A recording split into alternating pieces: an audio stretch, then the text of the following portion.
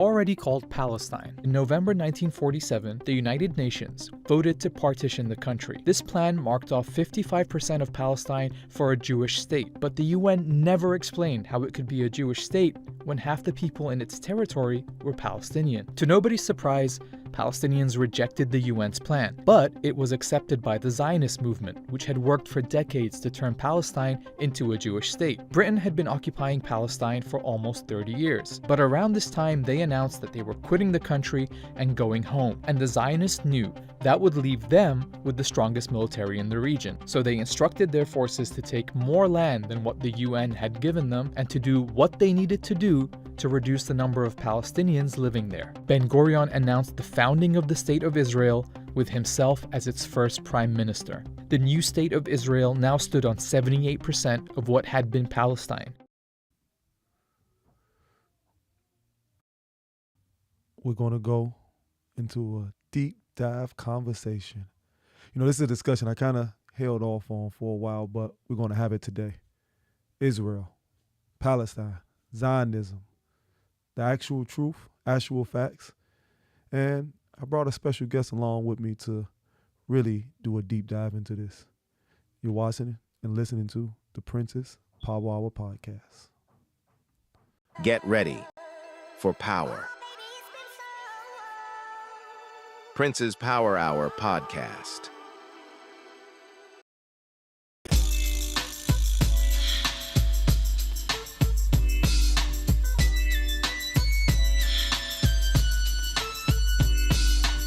One, two, three into the four. We are back with another installment of the Prince's Power Hour podcast. It's a tongue twister, right?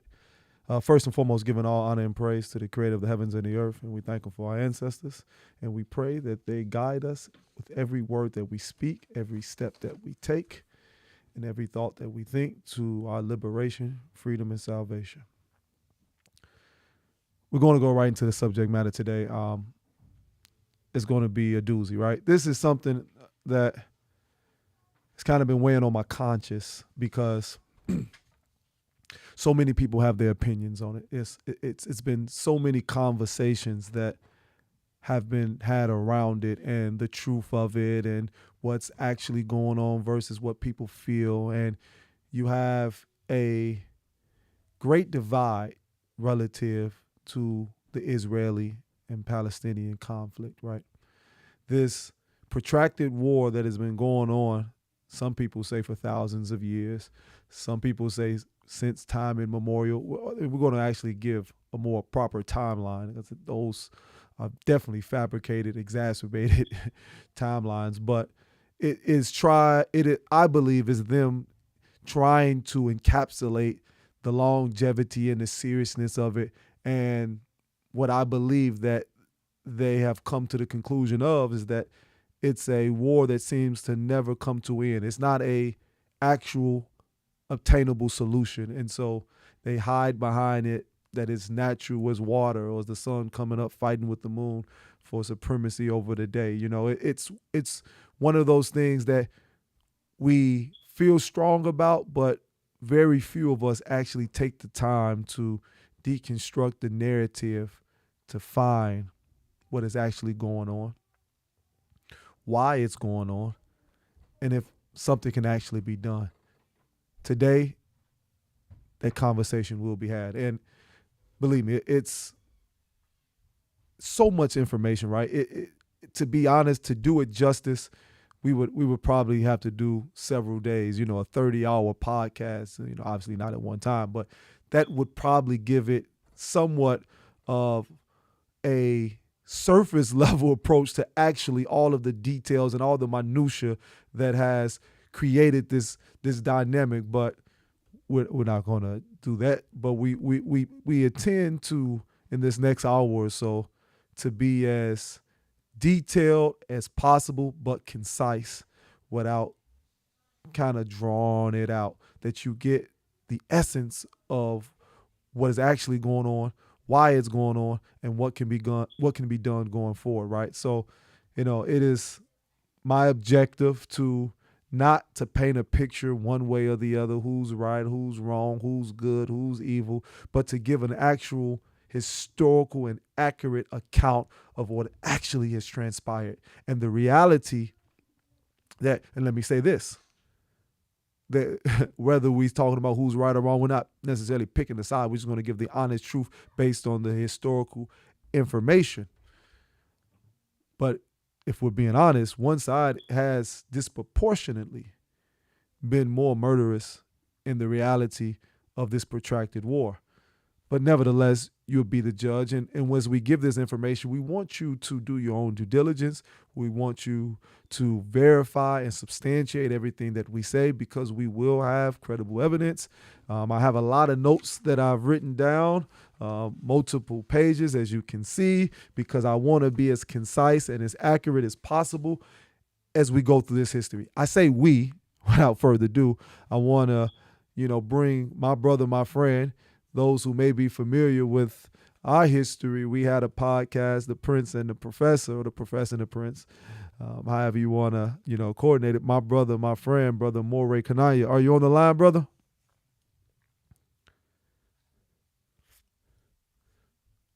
Moray Kanaya?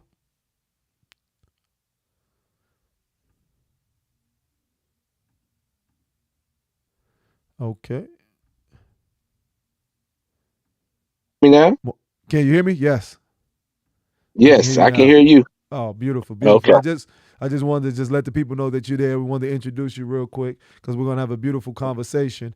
Let's get right to it.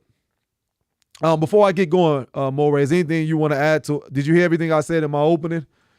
Absolutely. I heard Yes, everything sir. crystal Okay. clear. Is there anything that you want to add to it before we go right into it?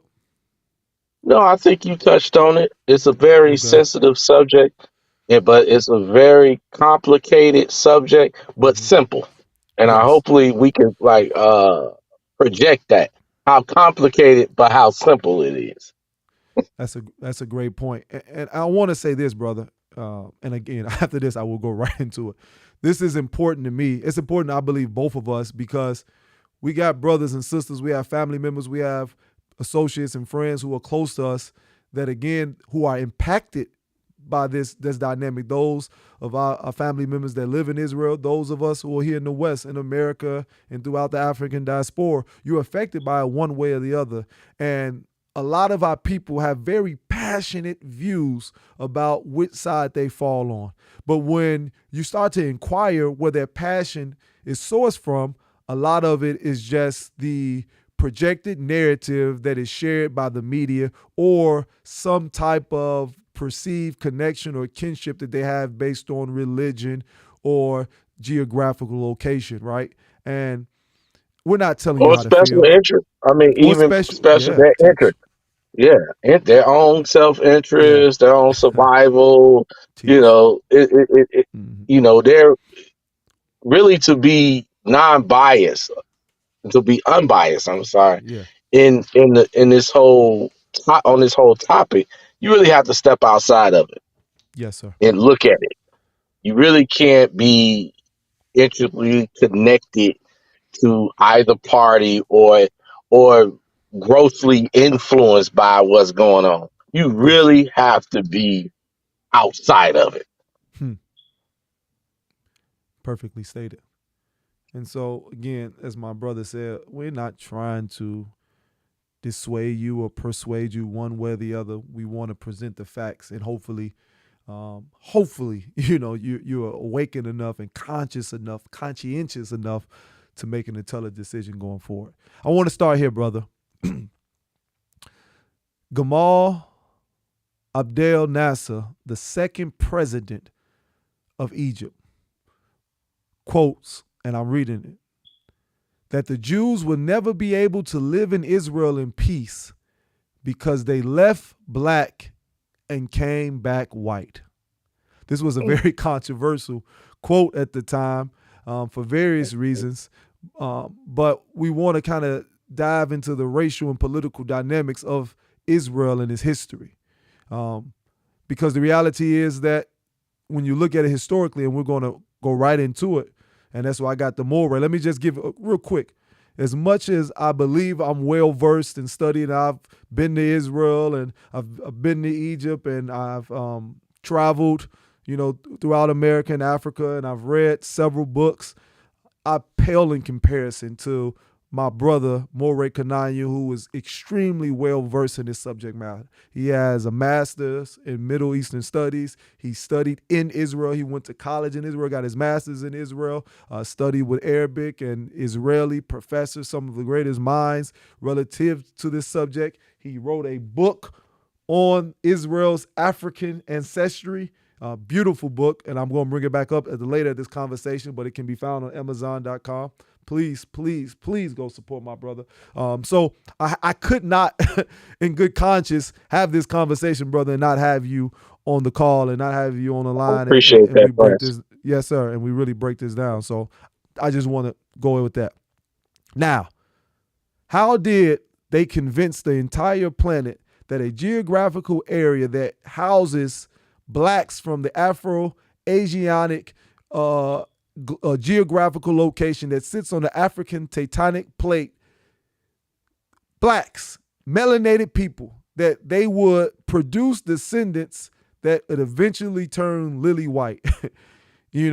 How did they, as our president of Egypt said, that they left black and came back white? So I wanted to just real quick kind of go through the history. The earliest Jewish diaspora began with the Babylonian exile in 586 BCE, when the Babylonians conquered Judah or Judea and destroyed the first temple in Jerusalem. There's just some notes that I have written down. I'm gonna say something real quick, and I want you to tell me, Moray, were they still melanated Afro-descended, or were they the Eurocentric jewelry that we know now? So many of the Jews forcibly had to relocate to Babylon, to the Babylonian province and city-states, and Persia, and they remained in exile until coming back and establishing the Jewish state. What's the history, if you can give something real quick on that? Were those African people, or were there some other type of people? Well, they were indeed African. Now, Okay. to what extent African, or how African they were, or how Europeanized they had became, how much European influence or bloodline had came in, that could be debated and argued, but they were definitely, their core ethnic orientation was African. The first real Roman, his name was General Tacitus. He's considered the greatest of all Roman historians. He was the first person to really do a scholarly inquiry into the ethno-history of the Jews during when the Roman Empire had taken over, and this was during the time of Jesus, right? Yes, sir. Or Yeshua.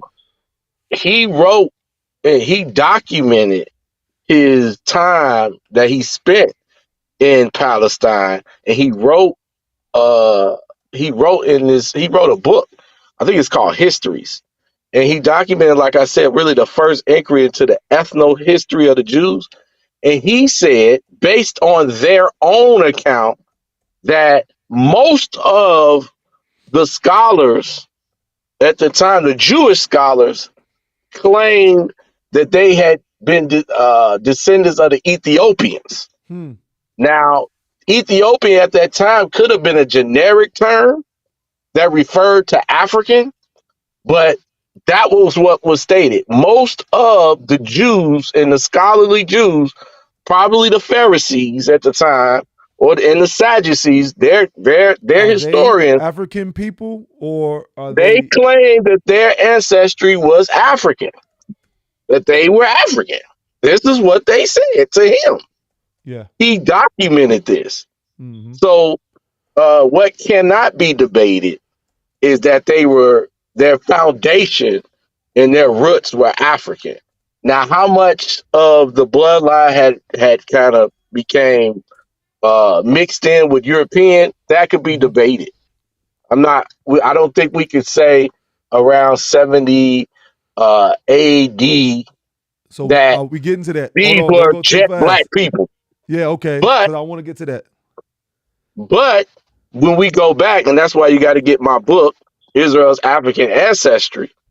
When we move even before that time, you was talking about the Babylon, and we move even before that time during the what we say before in the historical era, or during even the time of the Egyptians and the time of the Persians. Oh, not even Persians, but the time of the Assyrians. Mm-hmm. They were African people. Copy that. That's no doubt. And I document that thoroughly in my book. Uh, and I get into even some of the African features of their culture, such as totemism, clanship, uh, some of their rituals. All of these things are related to African people. Mm-hmm. All of everything they did was African. The whole Bible and all of the customs and the traditions are associated with African people and not associated with any other people. So I hope that kind of answers your question. But if Absolutely. we going like into the more historical time, during the So, time of the Romans, these people claimed themselves so to this is be the next African. period. So Moray, this is the Hellenistic period and the expansion. So That's that's the what I'm notes I talking got. about. Yep, I knew you. That's why I was leading right to it. A more widespread diaspora throughout the Mediterranean and Near East occurred following Alexander the Great's conquest in the 4th century BCE. Jewish communities sprang up, what they call Jewish communities, in the Ionian Islands, Greece, Asia Minor, Italy, Egypt, and other parts of that region around the 3rd century. This expansion was driven by a combination of factors, including trade opportunities, political refugees, and forced migration, right? So, Mhm. what would you, that was more of a amalgamated, mix kind of, They became mixed with different peoples, but at the same time, you know how dominant the African gene is. yes, yes. So these You were know still how dominant melanated the people. African gene exactly. Copy, So copy. the African gene is very dominant. It would Mm-hmm. take a lot of European Caucasian mixing to really change the African features, or the Africanness of the people. I would say during the Babylonian people, because the Babylonians themselves were African. So even during that time, even them being conquered, it's not like they're being conquered by a European people. That's why I went to Yeah, the Roman period, copy that. because even during the Greeks were they even had some African bloodlines, right? Mm-hmm. Yes, It's sir. it's when you get to the The Romans Roman. do you So see this that's pure European admixture taking place, and that's when you can begin to argue the coloration of the people beginning to become lighter. so that's by the 1st century, right? Right after. Exactly. Yeah, so first century, excuse me, common era. You see what they call Jewish populations that existed in many parts of the Roman Empire, including Rome itself. Yes. The destruction of the They Second even started Temple. to move to Europe. That's important to note. Yeah. They even began to move to Europe. Some of them stayed. Okay, so So Ashkenazi Jew, but I don't want to jump. But yes, okay, so the fall of, I just want to keep this timeline because I'm trying to see when our brother President Nasser said that they left black and returned white. So I want to see when did that racial change kind of, where we can pinpoint it, right? So we can kind of expose a lot of the misinterpretations or misrepresentations of a people who have co-opted a historical history and lineage for their own intent and purposes. Because and this okay, again, this got isn't, yeah, this isn't me trying to paint what they call an anti-Semitic brush or me trying to disqualify. But when you talk about the dynamic of the Palestinian-Israeli conflict and all of the factors at play and what they use as an impetus to obtain the land and to this very day substantiate it, and we know in particular how they penalize any black man, especially athlete, entertainer who stands up and tries to identify what they believe to be the Hebraic lineage and their connection to the land and to the faith of Abraham, Isaac, and Jacob. They are penalized to such a degree that they lose essentially their rights of economics or economic freedom or sustainability, their job, these different things. What they did with Kanye, what they attempted to do with Kanye, what they did with our brother Nick Cannon, and so many others. I mean, the list goes on and on. So that's why this is important. I just wanted to give that context to the audience. So 70 AD, or what they say, CE, Common Era, when they left, was that a melanoid people, or was it they more? were definitely, they were definitely African. That was my general taxes. That was during the time of general taxes. Yeah, perfect. That's when when he did his ethno historical research by even asking them. They told him they were African, and he took it upon he came to the conclusion that they were most likely descended from Ethiopians. Yes. Yes. So they were black. They were black people in the sense of how we look at black people today. Black people. So when I did this, when I was putting my notes together, I was comprising them. I was trying to pull from Jewish sites. Why did I want to do that? Because I wanted to use their information to qualify what we're about to say to a degree. Why do I say that? Because they can't refute their own points. It says the first evidence of what they call Jews in parts of Western and Central Europe date to the 4th through 6th century Common Era. So these communities mainly were comprised in the Franco-German lands. When we look at that, I'm still thinking black people, because if you're looking at the 4th through 6th century, you're talking about the time that the Moors reached those areas. What they would can be considered the Moors, right? Around that time, 700 Yep. AD. So what happened was, Chris, in 70 AD, when the temple fell around that time, many of the Jews, and it could have been a amount of a portion of them may have went to Europe. Maybe that's not. I mean, I wouldn't argue against it, but it's pretty clear that they went into Africa, where there was already Israelite what population, especially in North Africa. Remember, the Northern Kingdom had went into North Africa during the time when they was destroyed by the Assyrians. So the Northern Kingdom was already in Africa, and the Jews in 78 knew this. So in 70 AD, when the temple fell, many of them went into Egypt and went to North Africa. And so that's where you get the Moors from, right? These Berber, they call them Berber tribes, and Berber is a generic term, right?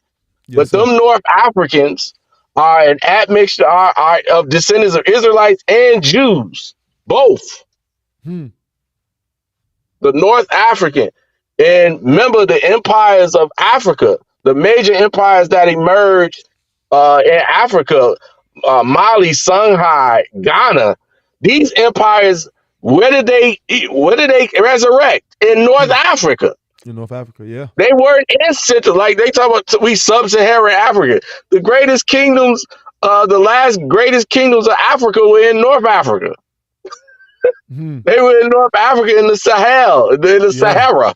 Yes. They were not in the interior of Africa. So those Berber tribes who were Africans themselves, that were descendants from Jews and Israelites, admixtures, they became Moors. And they invaded. But I'm gonna let you. I think I'm jumping. I'm gonna let you go ahead. It's good information. No. So okay.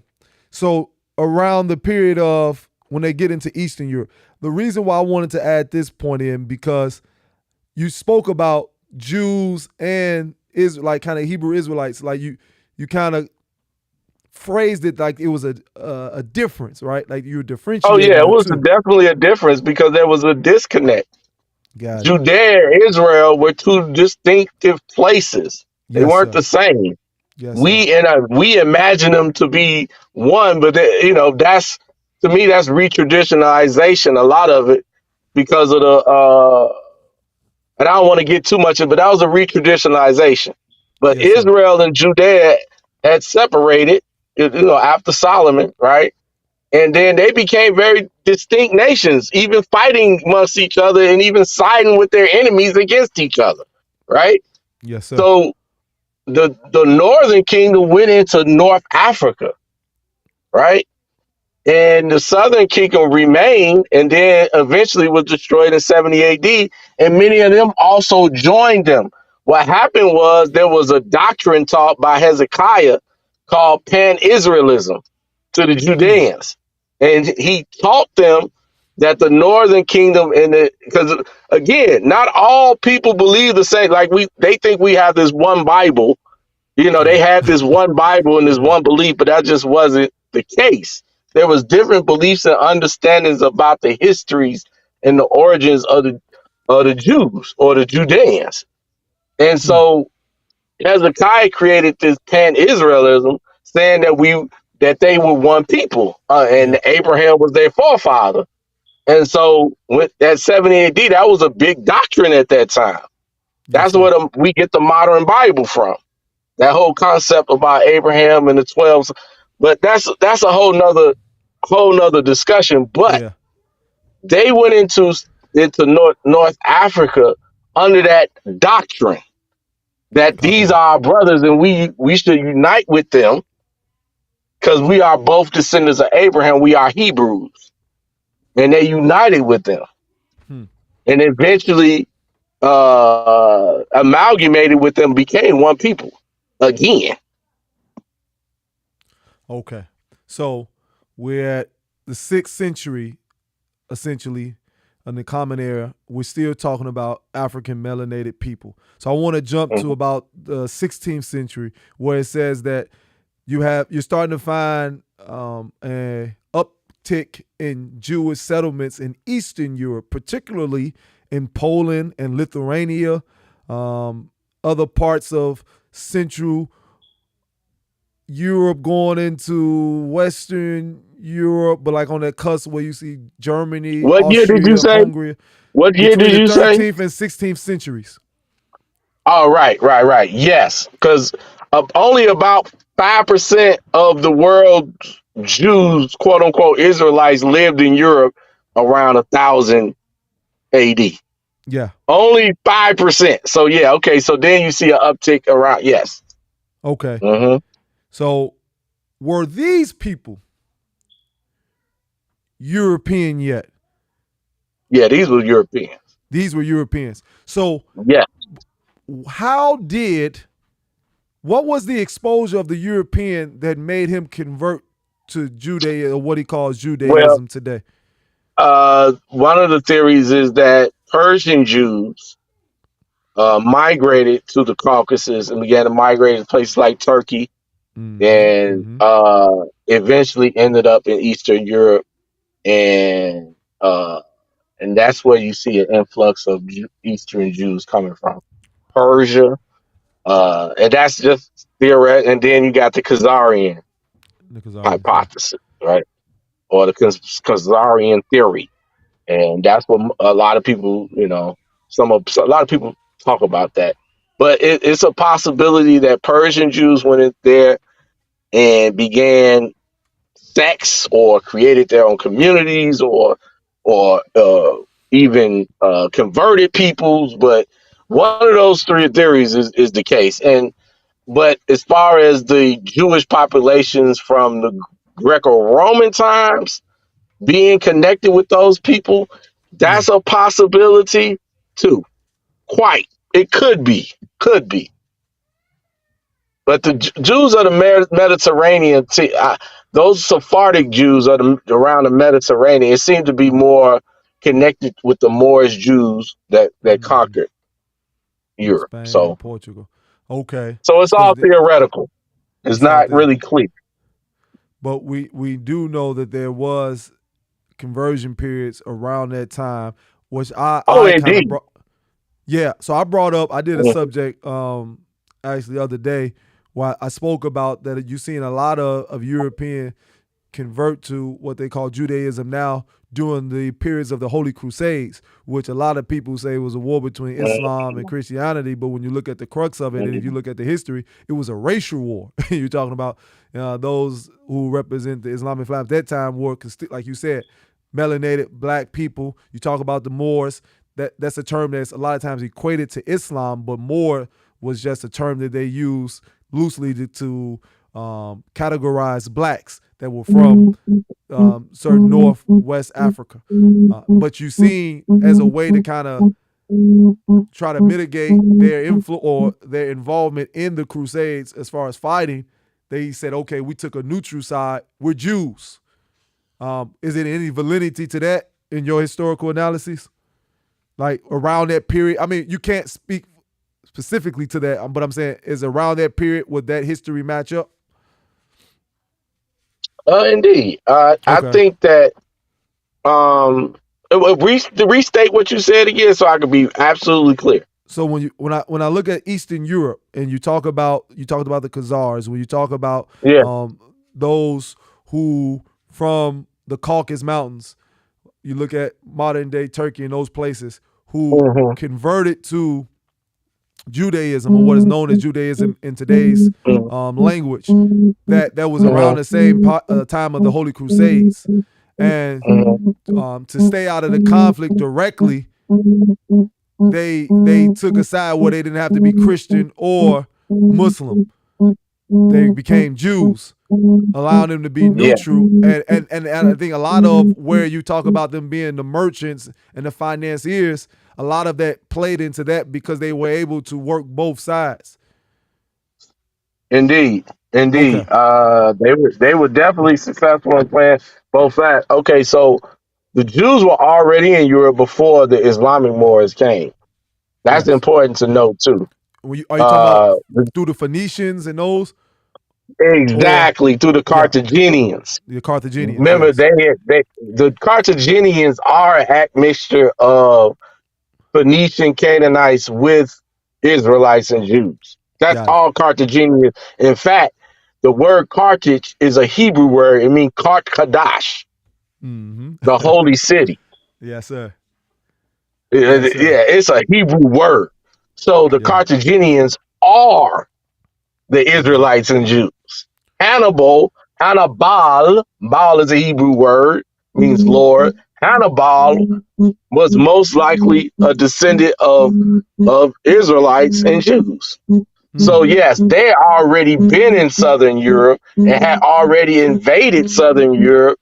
And so they had a history of fighting the Europeans. So at the time of the Moors, they were already present. What happens is when the Islamic Moors came to invade and went to war, to go to war with the Christians, it was the Jews who let them in. Yes, the Jews viewed the Islamic Moors as their brothers, and that's how that Jewish Judo Islamic Moor became, because when the Moors entered Europe, it was the Jews who helped them Wow. in a This way. is a rich history. There This is would some have rich been no history. Moors invasion without the Jews. So before I go any further, because I want to jump to the 1800s, because that's when we see this resurgence of two things: Jewish nationalism, or which turned into Zionism, and also the term or the coining of the term anti-Semitism. But before we go to that, I want to speak, because when you hear about the historical wrongdoing of the Jews, you always hear one of the greatest things they speak to outside of Nazi Germany is the Spanish Inquisition. So what time are we talking when you're talking about the Spanish Inquisition? We're talking around 14. Right at the end of When 1492, Columbus right? fell, 1492, around that same 1492, time. which was We the talking about that same time because black people don't understand teach, the brother. Spanish Inquisition and the fall of the Moors is the beginning of slavery. When you talk about It the fall of Grenada, coincides. the fall of Yes. Grenada, and the Alhambra, Yes. the last. So we're talking about black people still. That's what my point. Because remember, we going Exactly. to President Nasser. He said they left black and came back white. So I just want to make sure when we hear these dates, right, and we try to substantiate in our mind that the people that are currently residing in Israel, the governing power rather, that when they use these dates, they're not being authentic or unless they're saying they're descendants of these people, they're descendants of Africans, and they actually have Moorish, black, African ancestry, unless they're going to admit that. And then that opens up a whole nother door, right? Because that's how they tried to disqualify us and say that we had too much African blood to be Jewish. And that's why they said we had to come from a Jewish mother to be considered, European Jewish mother to be considered under the law of return. We're going to get later into that, so much history. But I wanted to say that because these things are important, because we see pretty much up until only time you see European Jews around that time is in Eastern Europe mainly, some parts of Central Caucasus Mountains, and they're in scattered small communities, but they're not really facing persecution like that. But we do see semblance of it, and they converted around that time. But when you talk about what's identified as the being exposed, the expulsion of Israel in 70 AD, you're talking about the Spanish Inquisition. You're talking about these different dates. We're still talking about African melanated people. So we're still black up until this point. Let's go to the 1800s. This is important because we hear the rise of Zionism. Real quick, Moray, do you want to define what Zionism is? What a Zionist is and what Zionism is? Do I want to define? I think it's it's an ambiguous term. Well, I ain't gonna say it's an ambiguous term. It's a term that has many definitions and may mean different things to different people. It's a political term. It's a spiritual term, and depending on your belief system and your political stance, you may have a different definition. But for a basic novice, a Zionist is someone who not only has the affinity, but has the desire to repatriate back to their homeland, which is Israel. So political Zionism is a nationalistic movement that emerged, that they say, around the 1800s from a European standpoint, primarily in Europe. So you're talking about European perspective, advocating for the establishment of a Jewish state homeland in the region of Palestine. Haaretz Yisrael. The movement arose in response to a widespread anti-Semitism and desire for Jewish self-determination, culminating in the establishment of the State of Israel in 1948. So that's kind of what they define Zionism as. They say that Theodor Herzl was the father of modern or political Zionism. Because like you said, you got spiritual and prophetic Zionism. That's what we subscribe to. But you got political Zionism. Quickly, Theodor Herzl was not the progenitor of Zionism. He was born in 1860. And when you talk about political Zionism, one of the first, Moses Hess, you familiar with him? Who wrote the book Rome and Jerusalem in 1862? Who declared the restoration of a Jewish state necessary for both Jews and humanity as a whole. He was the perceived father of Zionist thought. Any thoughts on that real quick before I go into Theodor Herzl? Moray?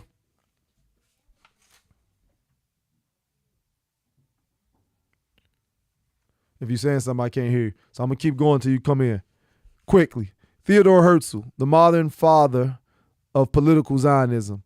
Let me first say that he was a Hungarian Jewish native who came from a very well-off family.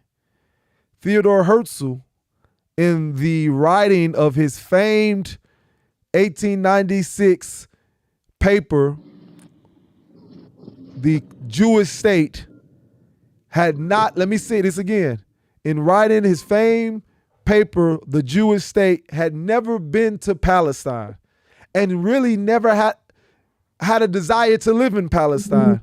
But his political Zionism and his desire to see Jewish people repatriate, in his opinion, back to their homeland modern day, what was at the time Palestine, was essential for the survival of the Jewish people and their fight against anti-Semitism.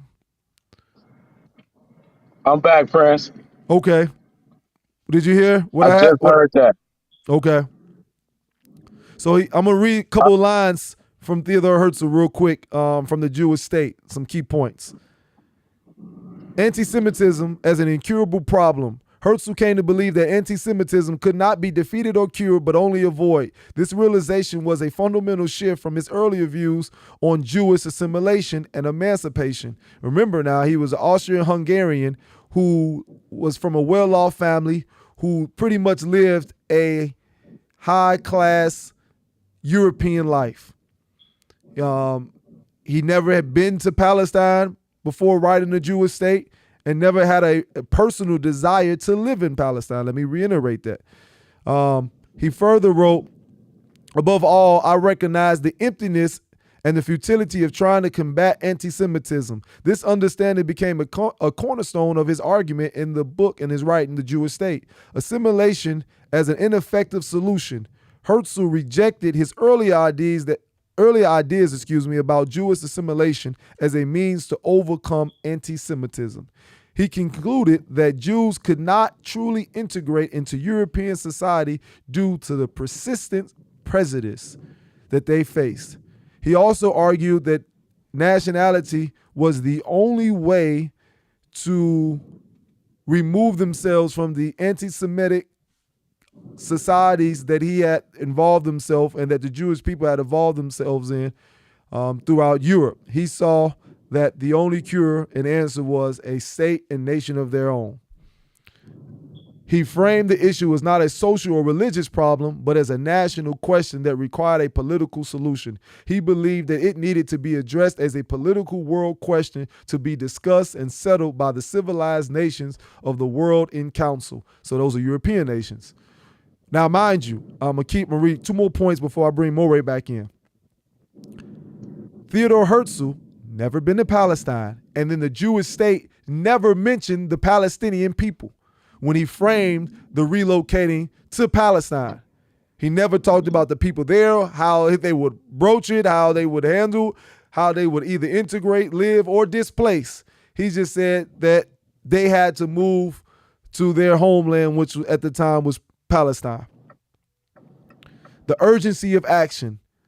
The prevalence of anti-Semitism, as exemplified by events like the Dreyfus Affair in France, convinced Herzl of the need for immediate action. The sense of urgency permeated his arguments in the Jewish State. He was an assimilationist that formed into a Zionist leader and became one of the greatest Western and European advocates for Zionism. In his writing, The Jewish State, he spoke about the inevitability of the Jewish people of having a nation of their own. Moray, I want to go back to you. Theodore Herzl, give us, you heard those points. I read some of the key aspects of the Jewish State and the Zionist ideology. Tell us about Theodore Herzl. He talked about some of their persecution that they faced in France. He didn't mention what happened in Eastern Europe, but I don't think it really got to that point when you talk about the Bolshevik Revolution and a lot of the Jews that were displaced out of Russia that went to modern-day Ukraine and that area, which is a whole nother history in its own right, but we'll try to stay on subject matter as best as possible. Can you speak to that and the importance? Yeah, I can speak to a lot of what you said. Theodore Herzl, a lot of what you said, I'm not going to question their motivations or their aspirations that led up to Zionism, right? Because I think it's pretty clear in history that Jewish people had some challenges in Europe, right? I don't think that could be questioned, right? So I don't want to. The foundation of Zionism or their aspirations of a need to establish their own homeland. I don't think that's something that anyone probably should question. But what we began to critique Zionism is, I think, right there, 1897, when it was the Jewish conference in Basel. The There was a Zionist, man, the greatest Jewish scholars. He's a Palestinian Jew named A.S. Yehuda. He was there at that conference. And his motivations, when he heard about Zion, he too understood. Now, even though he was not a European Jew, he understood, the aspiration of Zionism, or why these European Jews would think they needed their homeland. Mm-hmm. And so he was curious and also was looking to see how Jews, Mizrahi Jews, could support that, right? Mm-hmm. Mm-hmm. Or how they fit into it.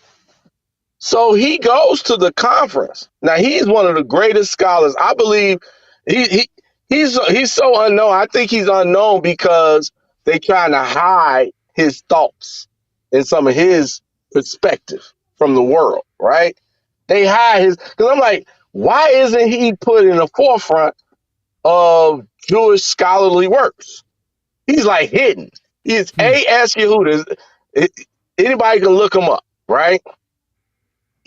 Einstein died reading his book. Yeah. His book, Einstein was reading his books. That's how esteemed this man was, that nobody now knows. So he was at this conference, and to give his perspective. Now, he's a Palestinian Jew. So he was thinking, I should be the most important person in the room if y'all talking about moving to Palestine. Yeah. It would make sense that he would be the most important person in the room, as he can give them insight into making this a reality. Mm-hmm. Right? But he left discouraged. Let me tell you why. And this is the critique of Zionism right here. Theodor Herzl approached Zionism as a colonial project. Teach on it. He did not approach Zionism in a way in which would not impose, not cause conflict, not disrupt. He imposed it in a way to disrupt, cause conflict, and, mess things up a bit. So A.S. Yehuda was going to the conference because he also, as a political analyst, was looking at it as he knew that if they was to try to make that move, that they would need to establish a relationship with the people that was there. Yes, sir. And that was his argument to Herzl. He said, I'm Jewish. He said, he even looked at them as his brethren, even though he was ethnically different, right? He said, I want to support you all. I understand what's going on with Jews in Europe, but I also want to let you guys know that if you're looking to move to Israel, you need to establish a relationship with the Palestinian people. Because I'm a Palestinian Jew. So as Yehuda identified himself as a Palestinian at that time, right? He identified himself with the people living in that region. Did he call himself a Palestinian? That's questionable, right? But he identified with those people, and he identified with being Jewish. And so he argued with Herzl, eventually being discouraged. And in his conversations with Herzl, he said that Theodor Herzl was a European supremacist. Do you hear me, Chris? Yes, sir. Yes, He sir. was so he went back and said, "Oh no, y'all ain't nothing but a bunch of white supremacists." Yeah. Now this is a Palestinian Jew. Mm. He called Herzl a European supremacist and called the whole Zionist movement a colonial project. And Theodore Herzl, in his letters to Cecil Rhodes, confirmed that. He said Mm. this is a colonial project. Wow. So it's important that we don't, when we critique Zionism, that we understand that the motivations are legitimate. Mm-hmm. It just wasn't enacted and approached in a way that would have brought peace and harmony for everybody. Yeah. So You know, that's pretty much what I have you to know, say about Herzl. no, that's a great point, man. It's so much. Brother, we're gonna keep going. I want to at least keep you for another 30 minutes. But we're gonna have to do a part two, because it's so much that I really wanna, because I do want to touch some of the Palestinian aspect as well. I want to give both sides. I want it to be balanced. But it's a couple more questions I want to go through before we end this podcast today. But please, brother, I definitely want to do a part two as soon as possible. Hopefully, maybe this weekend if your schedule allows it. But to that point, the contradiction, right? He faced from both those who were more ethnically what you would consider Jewish, meaning like what you said when you talk to the Mizrahian Jews, those Jews who lived in Palestine, who lived in those Arab nations at the present time, the Ottoman Empire, and I want to speak to that in a quick moment. But you even had the religious Orthodox Jews, irrespective of their racial background, who was against Zionism for those particular reasons, right? Because a lot of European jewelry, especially in Western and Central Europe, did not face I'm gonna read what they say.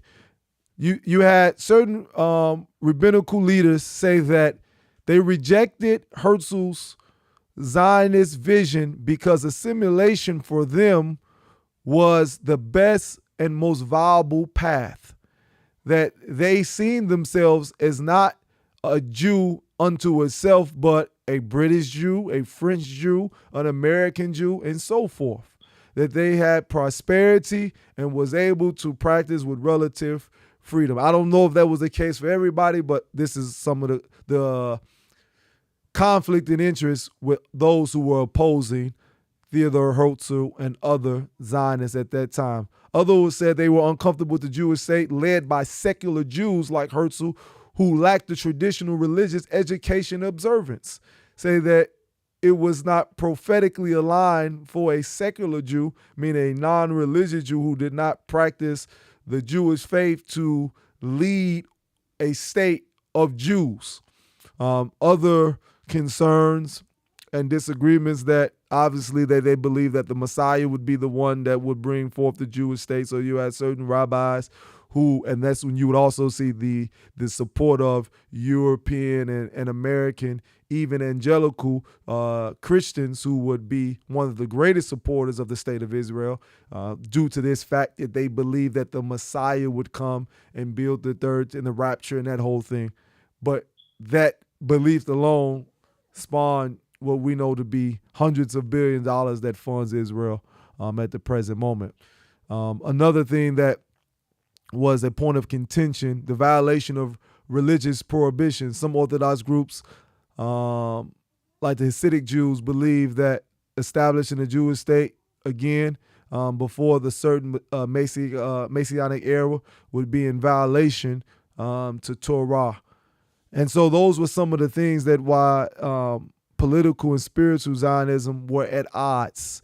So I just wanted to enter that into the equation because this was a radical idea for the Jewish world at that time, the European Jewry, right? That this move to push for a Jewish state when a lot of them had either just assimilated or had a stronghold in the nations that they were currently in, right? A lot of, and this isn't some trope that we're saying, but the reality is that a lot of Jewish families were intimately involved in the banking and the financial systems and the merchant class of these Western European nations. And so they didn't see the utility in giving up their wealth or their perceived comfort to go stay in the desert somewhere in a place that was considered an Arab Turkish nation. They didn't see the utility in that. And so a lot of them were against it.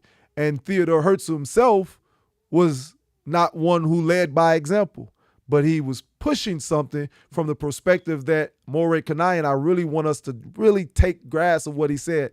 The Zionist movement from a political standpoint was a Eurocentric, imperialistic, conquering movement like other European movements, like the British Empire, like the France, Italy, Rome, the Roman. These were people looking for conquest.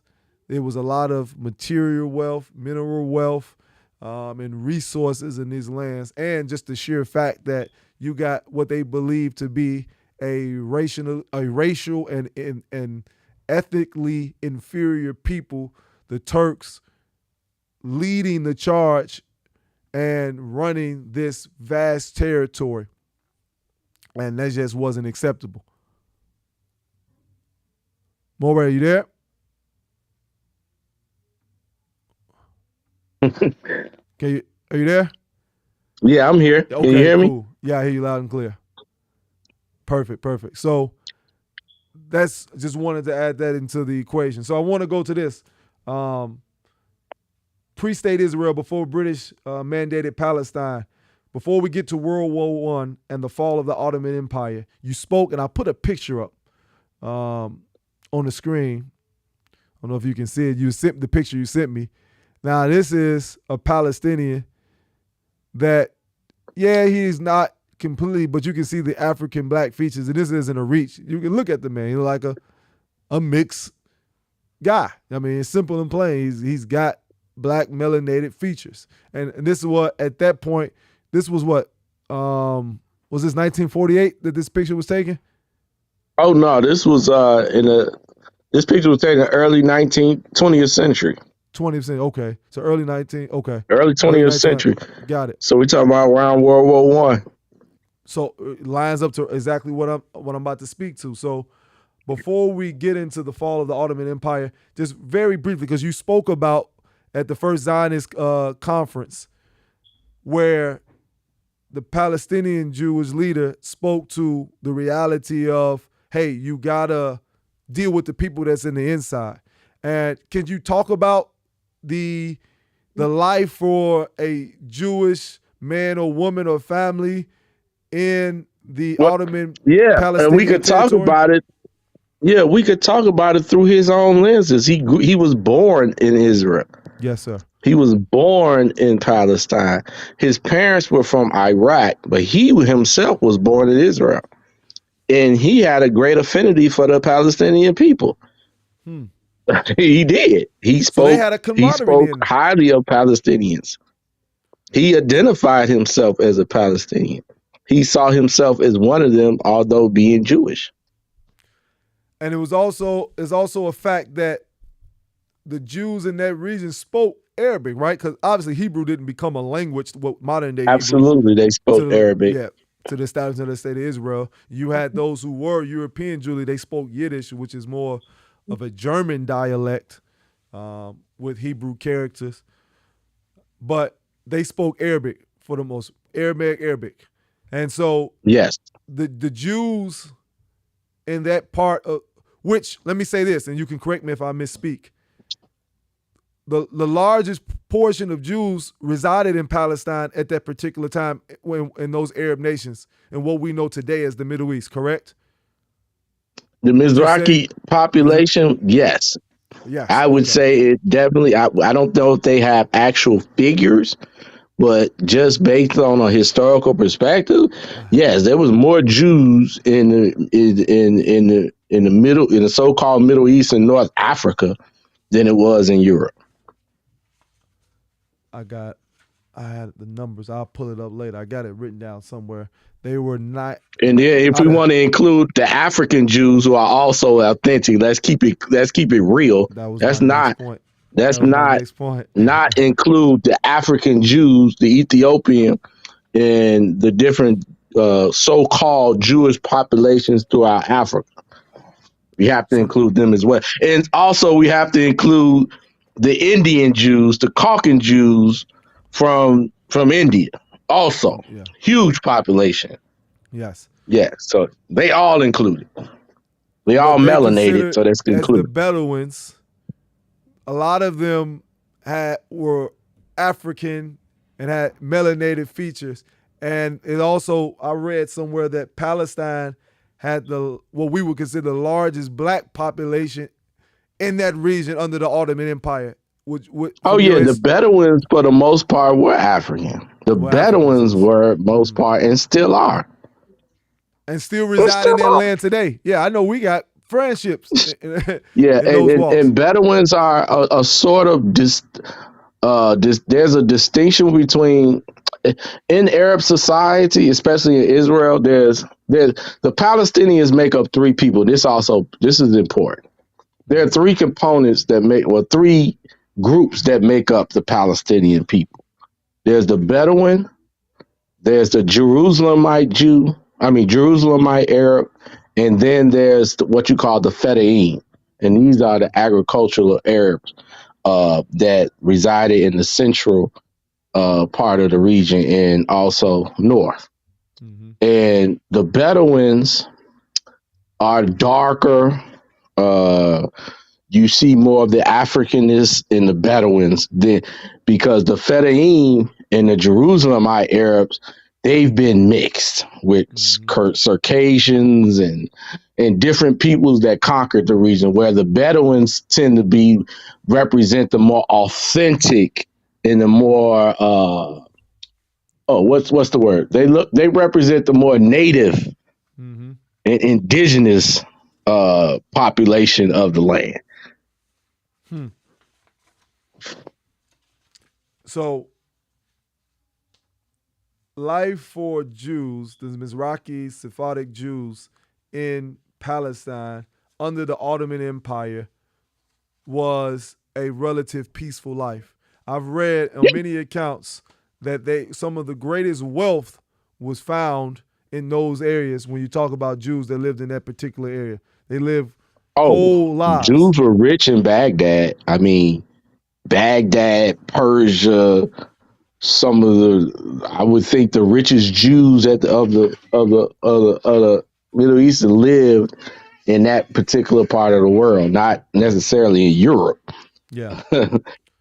And they held a lot of power. So yeah, I had a professor. Her name was Panina at Ben Gurion. Her family was from Iraq, and she was and she talked about her family and talked about her grandfather being extremely wealthy from Baghdad. And she talked about her mother's experience coming to Israel and how they went from being rich to poverty. They went from being wealthy to poor into Israel as poor. Okay, so it's safe to say that there was not anti-Semitism found in that region as we know it today. Like, Jews weren't being persecuted or killed based on their faith at that particular time. I would say for the most part, no. No. Were there They incidents? didn't get, yeah, I'm saying, but it wasn't a conspiratorial component or an intentional agenda to eradicate. They weren't going through half of the stuff that the Jews were going through in Europe. Got it. They weren't experiencing that. That's why they didn't create a Zionist movement, because they didn't really need one. Facts. Wilhelm Marr is a German journalist and politician. He was born in November 16th, 1819 in Magdeburg, Germany. Yeah, he died in 1904.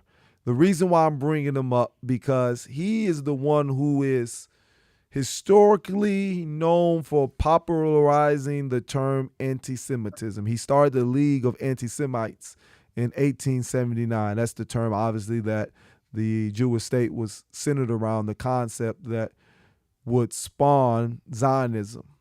He says in his book, The Victory of Judaism Over Germandom, published in 1879, that his issue with the Jews was not a religious one, but a racial one.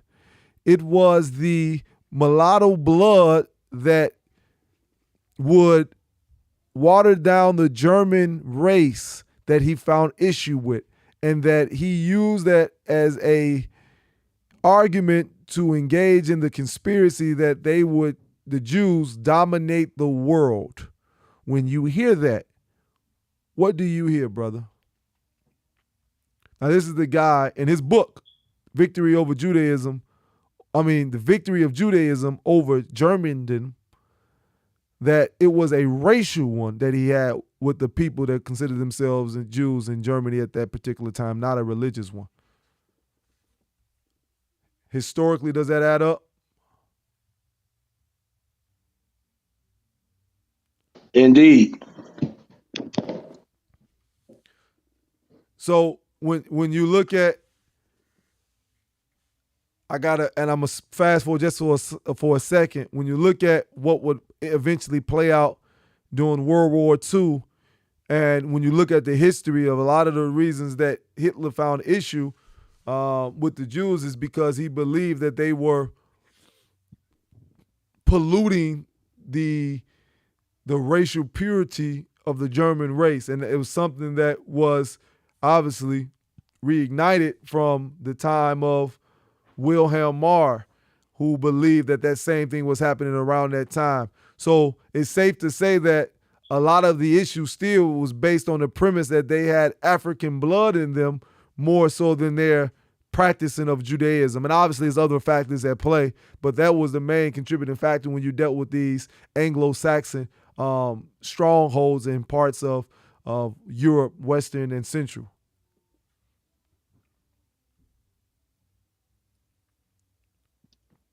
Mm-hmm. Why do I bring that up? It's because that's why the Jews didn't have no issue in Palestine with the Palestinians in the Arab nation. Not that they didn't face any injustice or anything like that. Everybody does.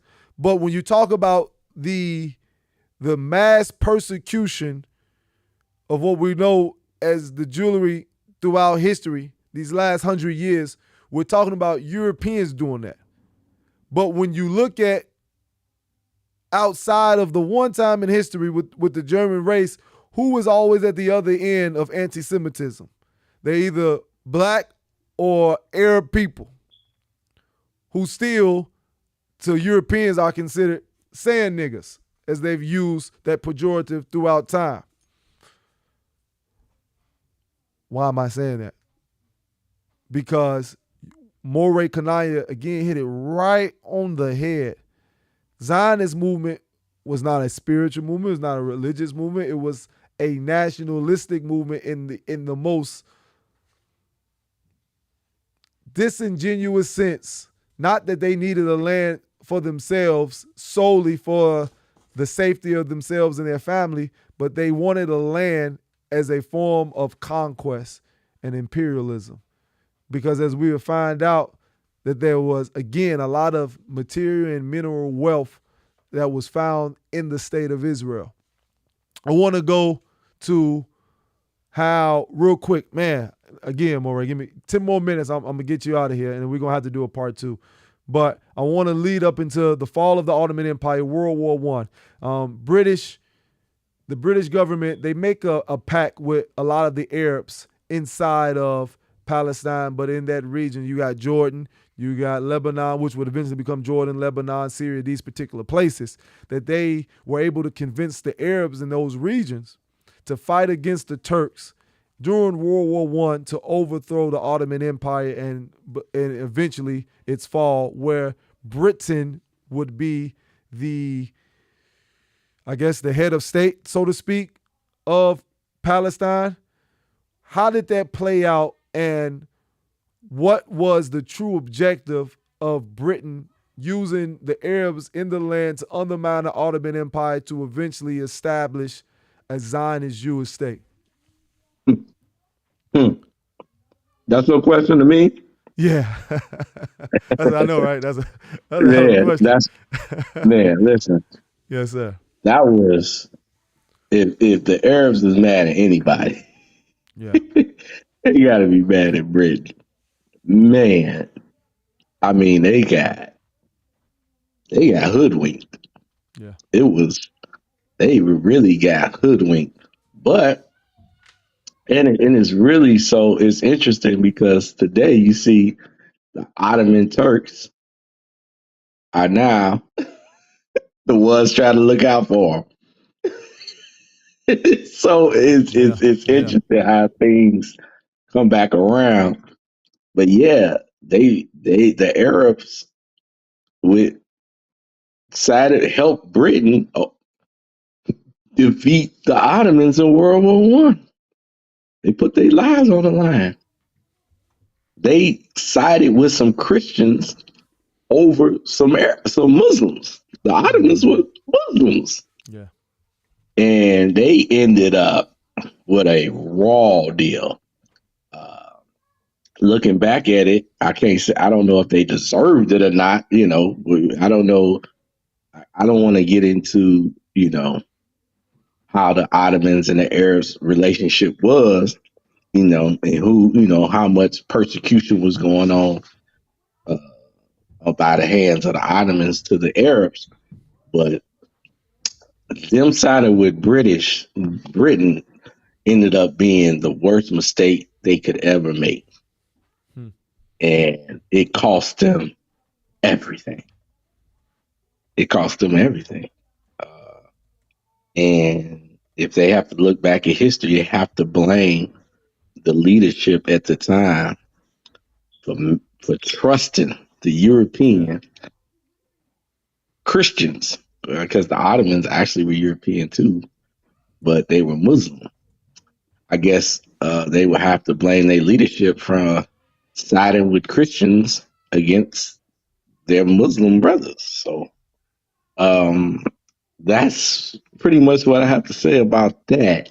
It was just they were hoodwinked, and Hmm. they paid a heavy price for that, and still paying a heavy price. Uh, Still paying a heavy price for that because Hmm. all of the Arab lands became colonized by by the European powers after that. They just divided up the Arabs' lands like they divided up Africa Hmm. and colonized them. And you know, they never really recovered. None of them recovered from that, from colonization.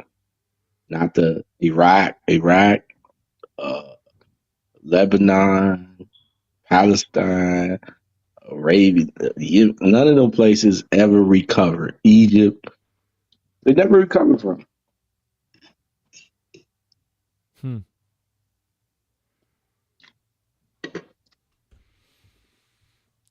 The fall of the Ottoman Empire brings in roughly about a 30-year period of British mandated Palestine.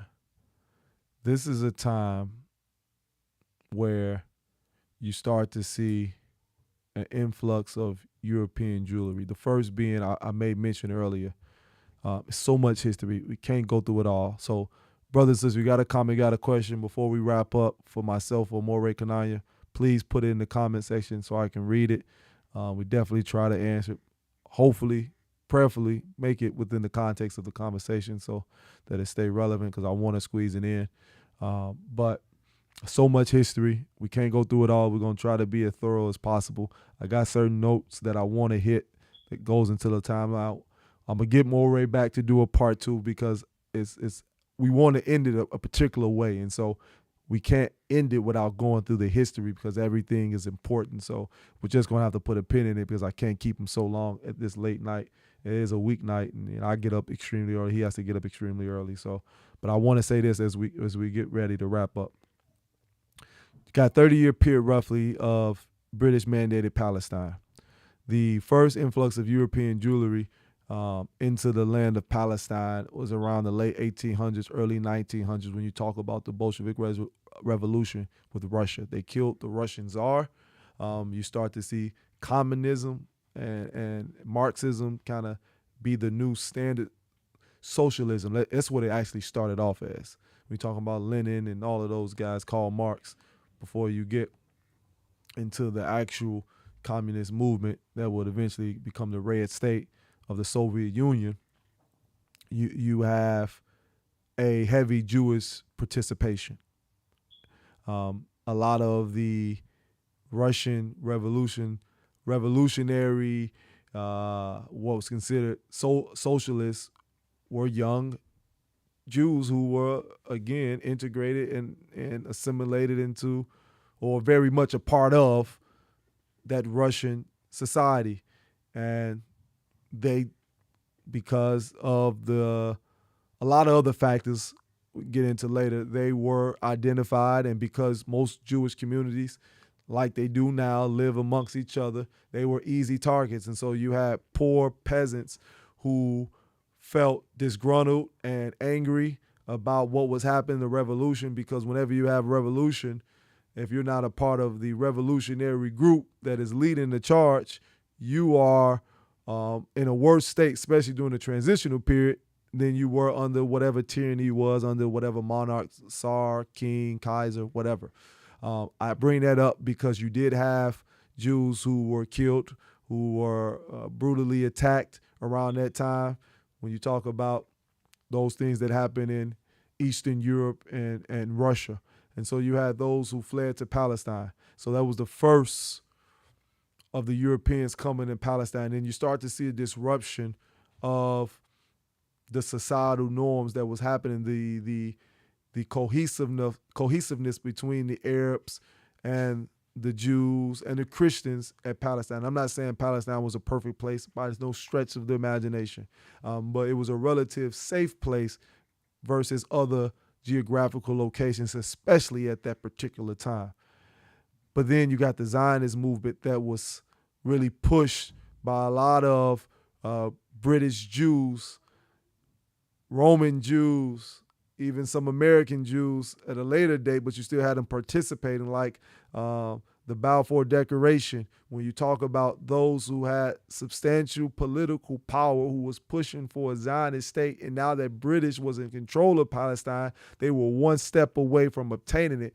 But because of this precarious position that the British Empire government was placed, they couldn't just hand it directly over to the Zionist movement. They tried to give them some concessions and try to make the transition a little easier, but for the Zionist movement, it wasn't moving fast enough. So we start to see, relative to the Zionist movement and those political groups, you start to see other offshoots who were more radical in their approach. So you had the leader of the Zionist movement in Palestine, David Ben-Gurion, who would eventually become Israel's first prime minister. But you had other guys in the revisionist movement who were also soldiers and a paramilitary group for Britain during World War I, like the revisionist movement, who is the new offshoot. You have to correct me, that Benjamin Netanyahu is a part of now, the Likud party. Yes, sir. Yeah. So they get a lot of their ideology from the revisionist movement, who believe that Palestine, the greater Israel, which is a biblical term, should be theirs, right? That they wanted not just what was outlined in Palestine as as modern day Israel, but they wanted Jordan and Syria and those different parts for their land as their homeland, right? And you talk about great Israel, you're really talking about the Nile to the Euphrates. Well, for them, there's a different perspective of what the boundaries of greater Israel is. Yes. So prophetically, traditionally is what you said. Yeah. Mm-hmm. But they kind of changed the traditional boundaries of greater Israel to mean like the Sinai from the Nile to like the modern boundary, to the extent of the Jordan Valley, like into Jordan. Yeah. So they kind Absolutely. of, but traditionally is from the Nile all the way to the Euphrates encompasses all that land you talked about. Yes, sir. So you had the leader of that movement being Jabotinsky and his greatest protege, who he didn't train directly, but who would eventually become a prime minister himself, but who also was on the ground causing some of the most horrific terrorist attacks in pre-state Israel history, and even will lead up to the establishment of Israel, where they continue to have these terrorist attacks. And that's Moshe Dayan. Oh And yeah, he was a part of the Etzel. I think of the Irgun. I think it was the Etzel. It was a paramilitary yes, group sir. during the war. I'm trying to think, was it the Irgun or Etzel? It was one of those two groups, and they were a real radical group. They Very committed radical. a few atrocities. One of them was the Deir Yassin atrocity. They killed about 200 people, maybe Yeah. men, women, and children. So Just I'm getting ahead of killed myself because before everybody. Moshe Dayan, you had Menachem Begin, who was Oh, actually understudy under I Zabininsky. think that's who you meant to talk about. That's how, Yeah, yeah, yeah. yeah, yeah. I meant to say Menachem Begin, who was a young man who was radicalized, who was born in what we consider Ukraine, if I'm not mistaken, Moray, modern day Uh, Ukraine. I'm Let not me sure look. exactly where he I was from. believe, Maybe yeah, he was Czechoslovakia, Eastern Ukraine. European, that area, yeah, Mhm. Eastern European. Why am I bringing that up? Because these are people who bought into Zionism, who outside of connecting themselves to Jew had no real connection to Israel and had no real connection to the atrocities that you believe that would precipitate the necessity for a homeland, a safe geographical location where they could be free of the persecution that they face. But these are people who were radicalized by what they believe to be the liberating speech of great intellects and orators of their time that were delivering this message, and they spoke to them in a way that caused them to do some things that what to most people would see one of the most heroic, or if you're on the other side, the most horrific atrocities ever committed to a people. So I wanted to speak about that because very few really articulate how the turning, right, of Palestine to a warlike state was done deliberately by aggravating and disrupting the present Palestinian people, whether it be Christian or Muslim, to now have justifiable reason to say, hey, look what they're doing to us Jews who just want Or to live Jew, free. Or a Jew, yeah, Christian. because a lot of Palestinian Jews were displaced. Those who were Palestinian Jews who lived under the Ottoman Empire and pre-state Israel didn't really survive to see the establishment of the state of Israel because if they weren't killed themselves, they were displaced. Remember, like 1.3 million people were moved out of Palestine for this new wave of Israeli Zionists to come in and to reclaim their land. And you're talking about the best parts. You're talking about Haifa. You're talking about Tel Aviv. You're talking about Yaffo. You're talking about these places in the north and central region of Israel that was the most agrable lands, that had the resources, that had the Sea of the Galilee, where you had fresh water. So these are people who live, and even to today, you still kind of see that paradise aspect, nut trees and fruit trees that grow wild in people's yards. So people were living in relative prosperity and peace were disrupted, and they were doing so intentionally by the terrorist attacks by guys like Menachem Begin. And then like I said, Moshe Dayan and even Ariel Sharon, who was the butcher of Beirut. That's something that's we're going to get a little bit later in, who eventually became a prime minister as well. So, Moray, do you want to speak to that real quick as we wrap up on this part Yeah, of the we can timeline? wrap it up right here. I think I mean, when we talk about the immigration of Jews to Palestine, the first wave of immigration, and then the second wave, there's a lot of things that's happening in the land that that these paramilitary groups, these Jewish radical groups, there's a lot of things going on, and what I want to say instigating this conflict, but it's just inflaming the conflict, right? That we haven't discussed. So I just want to make that clear. Like, there's the white paper, there's different. Britain was vacillating between both groups, playing on both sides, and Palestinians are developing their identity and their political identity and threatening, and so there was a lot of stuff going on in the land at that time that in before 1948, between World War I and 1948, that that kind of influence those atrocities, that we didn't speak about. That's all. Well, I think we'll close there, Moray. Let me read this before I want to read a quote from David Ben Gurion. This was in May of 1948. This is, for those who know the history, the independence of Israel. This is when that's funny, it's kind of ironic, independence for a colonizer. This was David Ben Gurion. I quote, "We must use terror, assassination, intimidation, and land confiscation, and the cutting off of social services to rid the Galilee of its Arab population." This is David Ben Gurion. I want to read one more quote. "Let us not ignore the truth among ourselves. Politically, we are the aggressors, and the Palestinians defend themselves. The country is theirs because they inhabit it, whereas we want to come here and settle down."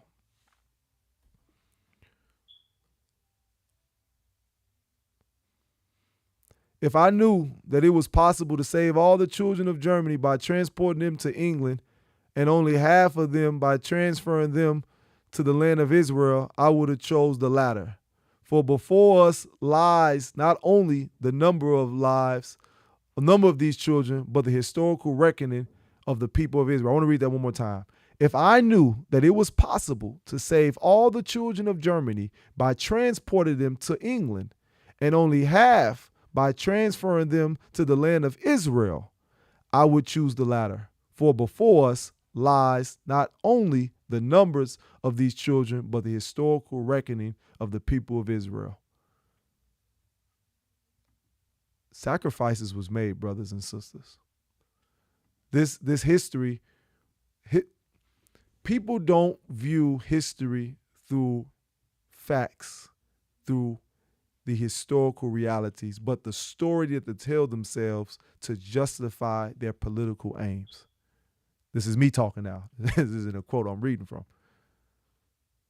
We tell ourselves a story to legitimize and to credentialize our beliefs that allow us to act in what we believe to be good faith, irrespective to the cause, the harm, the hurt, the pain that it may cause others.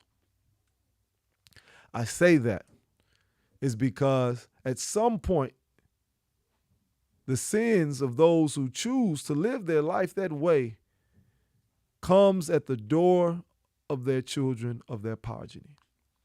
I had one more other quote I was going to read, but I'll stop there. I'll save that for next time. But the reality is as such. Ben Gurion was once also quoted saying that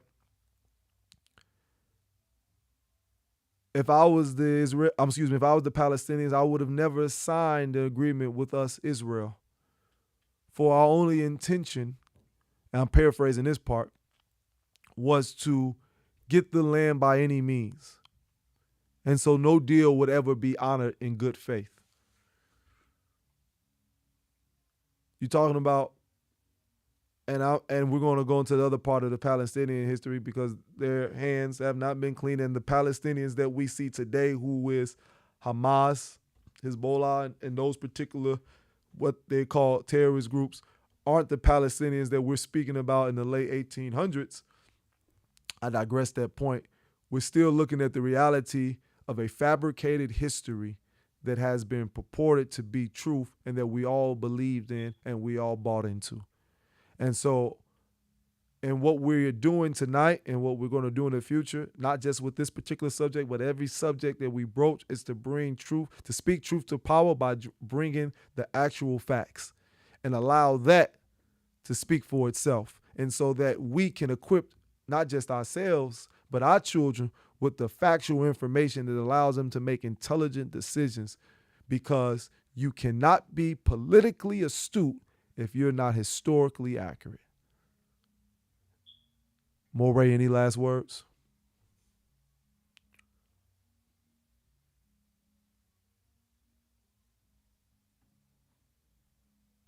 I think I lost Moray. Okay. Well, with that being said, I want to thank you for listening. I want to thank you for watching. There will be a part 2. I'll try to get Moray back on. If not, I'm going to go take it from the fall of the Ottoman Empire up into World War II, up into present day. And again, this is important because we got to know why it affects us. And I will get to that particular point. So, as the scripture says, who will make war with the beast? Well, my answer is, if not us, then who? I thank you for listening as I leave you, as I greeted you in the words of peace. Shalom alaikum, assalamu alaikum, peace be unto you.